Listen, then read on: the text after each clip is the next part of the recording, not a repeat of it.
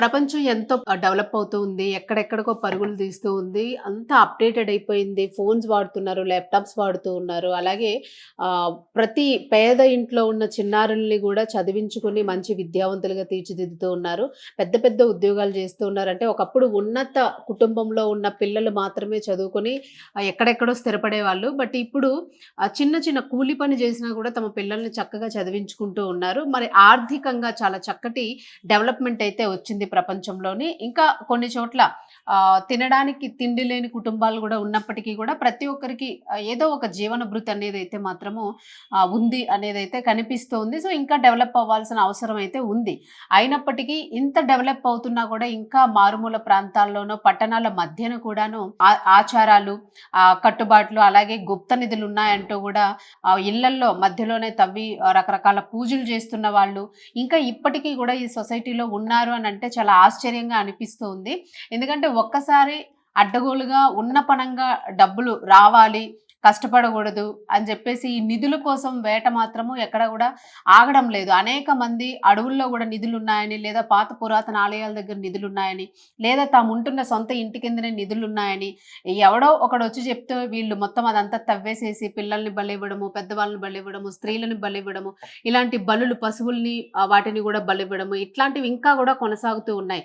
So, మరి ఇలాంటి దురాచారాలు, అలాగే ఇటువంటి మూఢనమ్మకాల వైపు మనుషుల్ని మళ్లించకుండా ఉండడానికి పోలీసు అధికారులు గూడా కొంతవరకు వీళ్ళకి అవేర్‌నెస్ ప్రోగ్రామ్స్ కంటిన్యూ చేస్తున్నప్పటికి గూడా ఇవి కంటిన్యూ అవుతూనే ఉన్నాయి ఇంకా అనేక ప్రాంతాల్లోని. సో, మరి తాజాగా ఇటువంటి సంఘటన ఒకటైతే చోటు చేసుకుంది. ఇది బెంగుళూరులోని జరిగిన సంఘటన. ఈ బెంగుళూరులో ఒక కుటుంబానికి సంబంధించిన వ్యక్తులు ఒక చిన్నారిని బలివ్వడానికి నిధుల కోసం, గుప్త నిధుల కోసం చిన్నారిని బలిచ్చేందుకైతే ప్రయత్నం చేశారు.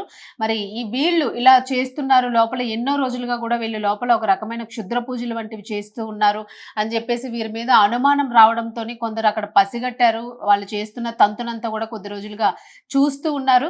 ఇది వారు చూస్తున్న తరుణంలోనే ఒక ఒక రోజు అంటే రీసెంట్‌గాను ఇంట్లో వాళ్ళు పూజలు చేయడానికి రకరకాల సామాన్లన్నింటిని తెచ్చుకోవడము, అలాగే డోర్స్ క్లోజ్ చేసి ఎక్కువ సేపు ఇంట్లో ఉండడము, అలాగే కొన్ని పనిముట్లని వాళ్ళు ఇంట్లోకి తీసుకెళ్లడం ఇది గూడా కొంతమంది గమనించడం జరిగింది.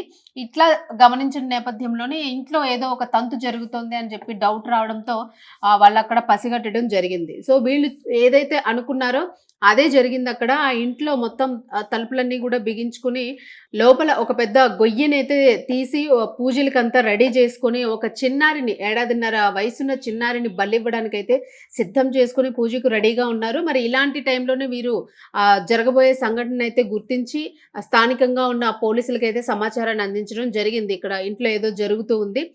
కొన్నేళ్లుగా గూడా ఇక్కడ కొన్ని రకాల క్షుద్ర పూజలకి సంబంధించిన పూజలు లాంటివి అవి జరుగుతూ ఉన్నాయి. రకరకాల మంత్రాలు ఇలాంటివంటే కొంచెం ఇట్లాంటివి చేసేవన్నీ గూడా కొంచెం తేడాగా ఉంటుంది వాళ్ళ బిహేవియర్ గూడాను.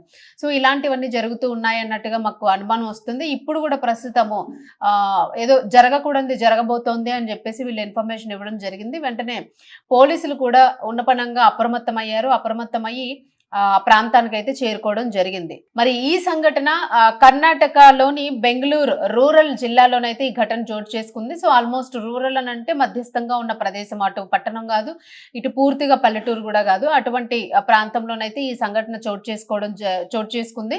జనవరి 3వ తేదీన సయ్యద్ ఇమ్రాన్ అనే వ్యక్తి ఇంట్లో గుప్త నిధులు ఉన్నాయంటూ గూడా తన ఇంటి లోపల పూర్తిగా ఒక పెద్ద గొయ్యిని తవ్వి పూజకి మొత్తం సిద్ధం చేసుకున్నాడు. అలాగే ఆ పూజలో గుప్త నిధుల కోసము చిన్నారిని పసికందుని బలివ్వడం కోసం అని చెప్పి తను మొత్తం అంతా సెట్ చేసుకొని రెడీగా పెట్టుకున్నాడు. వెంటనే పోలీసులు అప్రమత్తమయ్యి ఇంట్లోకి హుటాహుటిగా ఎంటర్ అవ్వడం జరిగింది. వెంటనే డోర్స్ అన్ని కూడా తీసేసరికి ఒక పెద్ద కొన్ని అడుగుల లోతున్న గొయ్యినైతే తవ్వడం జరిగింది. దాని చుట్టూతో కూడా క్షుద్ర పూజకు సంబంధించిన సామాన్లు అలాగే పసగందు కూడా ఏడుస్తూ అక్కడ కనిపించింది. వెంటనే పోలీసులు కేసు నమోదు చేసుకుని ఉన్నపనంగా ఆ పూజని అంతా మొత్తం ఆపేసేసి ఆ వ్యక్తిని అదుపులోకి తీసుకున్నారు. అలాగే ఆ పసికందుని ఏడాదిన్నర వయసున్న పసికందుని శిశు సంక్షేమ కేంద్రానికి అయితే తరలించారు. మరి వారు ఆ బిడ్డని ఎక్కడి నుంచి తీసుకొని వచ్చారు, ఎక్కడి నుంచి ఎత్తుకొని వచ్చారా, లేకపోతే వారికి సంబంధించిన బిడ్డేనా, అనేది కూడా దర్యాప్తు అయితే చేస్తూ ఉన్నారు. ఆ వివరాలైతే ఇంకా పోలీసులైతే వెల్లడించలేదు. మొత్తానికి శిశువునైతే మాత్రము శిశు సంక్షేమ కేంద్రానికైతే తరలించడం జరిగింది.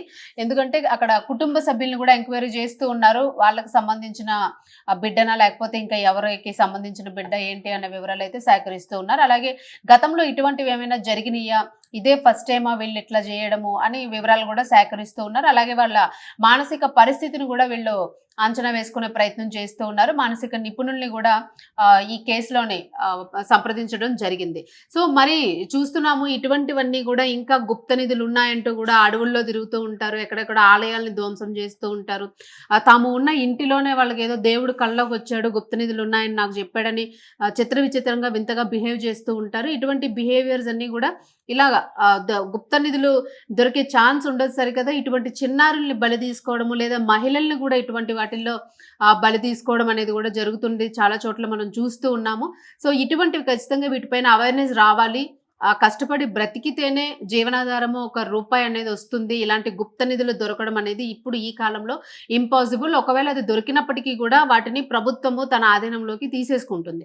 సో, ఇదొకటి బాగా గుర్తుపెట్టుకోవాలి. గుప్త నిధులు దొరికినాయి అంటే ఖచ్చితంగా అది ఆర్కియాలజీ వాళ్ళకో లేదంటే గవర్నమెంట్‌కో వెళ్ళిపోతుంది. సో, ఇట్లాంటివి మైండ్‌లో పెట్టుకోకుండా ఇలా పిచ్చి పిచ్చి తంతులన్నీ చేస్తూ గూడా వాళ్ళు ఒక సైకియాట్రిక్ దీనిలో ఉంటూ ఉంటారు. ఇలాంటి వారు ఎవరైనా గూడా మీ చుట్టుపక్కల అనుమానంగా ఉన్నా గూడా ఖచ్చితంగా అవేర్‌నెస్ తేవడానికి ప్రయత్నించండి. లేదు అని అనుకుంటే పోలీస్ అధికారులకైతే ఇన్ఫర్మేషన్ ఇవ్వండి అనేది ఇందులో మనకు అర్థమవుతుంది. లేదనంటే ఖచ్చితంగా ఇలా ఇన్ఫార్మ్ చేయకుండా ఉండుంటే ఆ పసికందు అనవసరంగా అక్కడ ప్రాణాలు కోల్పోయి ఉండుండేది. ఆ పసిబిడ్డను బలిచ్చేసి ఉండేవాళ్ళు. సో, ఆ పసిబిడ్డ వాళ్ళకి సంబంధించిందా లేదా ఇతరుల బిడ్డ గనుకైతే ఖచ్చితంగా ఆ బిడ్డ ప్రాణాలు కోల్పోయి ఉండుండేది. తీవ్ర నష్టం జరిగుండేది. సో, మీకు ఏవైనా ఇట్లాంటివేవైనా మీ దీనిలోకొస్తే మాత్రం ఖచ్చితంగా ఇన్ఫార్మ్ జేయడానికైతే ప్రయత్నించండి. ఇటువంటి వాటిని అరికట్టే ప్రయత్నమే చేయండి.